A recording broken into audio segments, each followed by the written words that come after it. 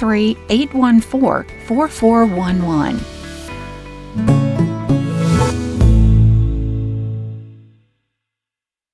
Accuracy is at the heart of the Local 3 Storm Alert team because we know how important it is to you. And now we're putting our money where our forecast is.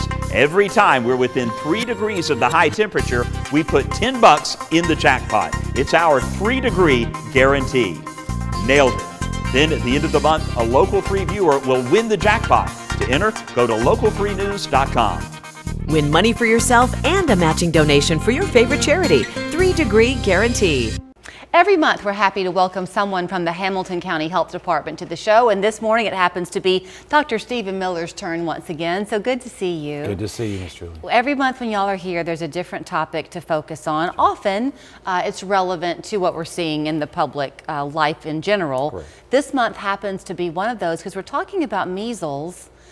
You hear a lot about this nationally, especially in Texas, Dr. Miller, but you're saying here in Tennessee, we're seeing an impact. We do. We have 4 cases in Tennessee, not in Hamilton County, more to the west of us, but we do indeed have had 4 active cases and are watching for others to appear. So you and I talked a little bit off camera about this conversation we'll have maybe about being kind of a devil's advocate one. So if you are somebody who's very concerned about wanting people to get vaccinated, we'll talk about that. If you're more cautious with vaccines, we'll try to talk about that as well. Most people my age, your age, got the measles vaccine, right? It was kind of standard when we were growing up. Certainly came out back in '63 and was widespread use, and unfortunately just of late it's when people, as you said, have become more hesitant about it. So the spread of measles occurs how? It's a virus? It's a virus. It's the most communicable virus out there. So just the time that we've spent here would be more than enough time for me to infect you several times over. It's respiratory, airborne, correct. Okay, I think you told me, as you were putting your microphone on, that we have these 4 cases, but that you believe it's much more because something like it has to spread through 1,000 people. Well, we know that we've had 3 children pass from this so far. So usually the case fatality for measles, it takes about 1,000 children to get it, to have a child unfortunately pass away. For there to be 3 children to have passed away, we're worried that it's being underreported and there may be a whole lot more in our country that we don't know about or that's not going to the doctor's office. What makes it so dangerous for children? It's really the fact that there's a high fever associated with it and that it can lead to a lot of other issues such as encephalitis, brain infection, horrible pneumonia. It can cause blindness as well as deafness.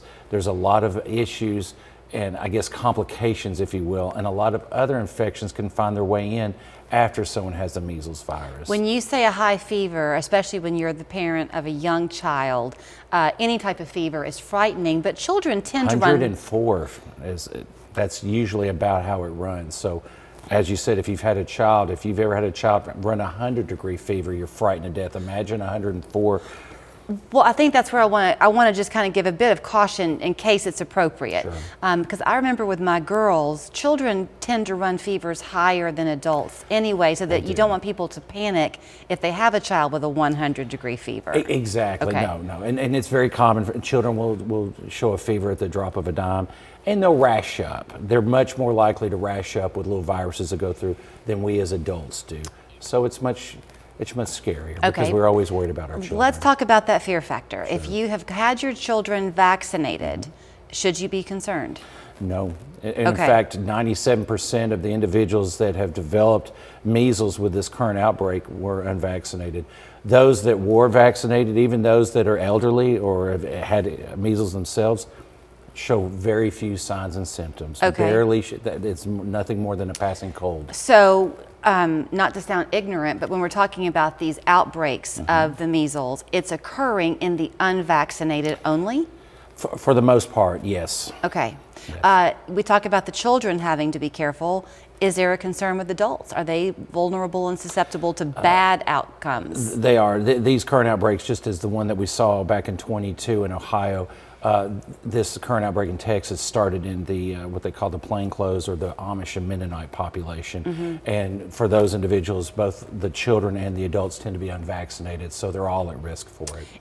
I'm trying to think back again. Measles is MMR. That's the vaccine you're getting, correct? It's the first M of that. The other two are the mumps and rubella, two other viruses that are concerning as well. Rubella, for a pregnant woman, can cause horrible congenital effects or even fetal loss.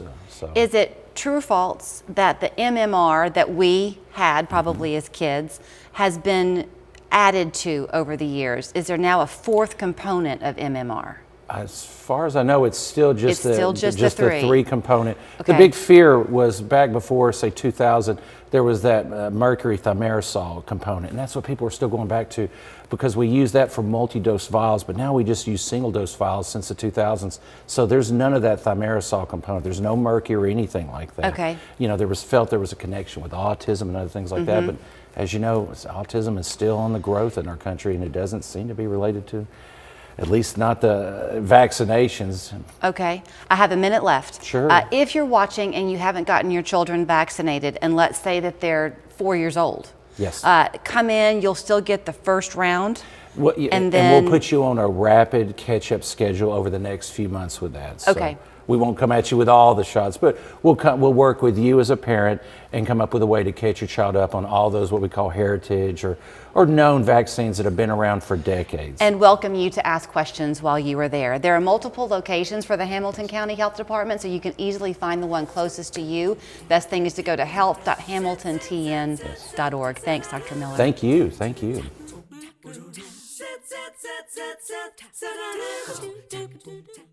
Construction continues on the 2025 St. Jude Dream Home. This house could be all yours, plus you're helping the children and families of St. Jude Children's Research Hospital. And if you reserve your ticket now before April 26th, you're also eligible to win $10,000 in addition to the house.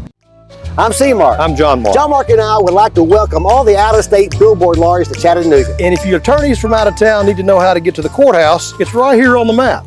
Call us at 265-HERT. That's 265-4878. We are your local law firm. We have driven a lot of Toyotas over the years. For quality, dependability, and value, you can't beat them. Like this Camry, the newest version of America's best-selling car.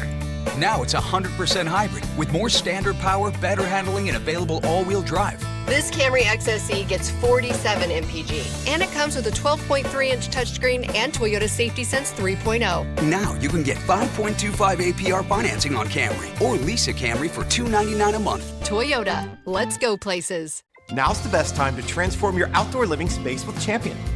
You can screen in your existing porch, or enclose it with glass, or cover that patio.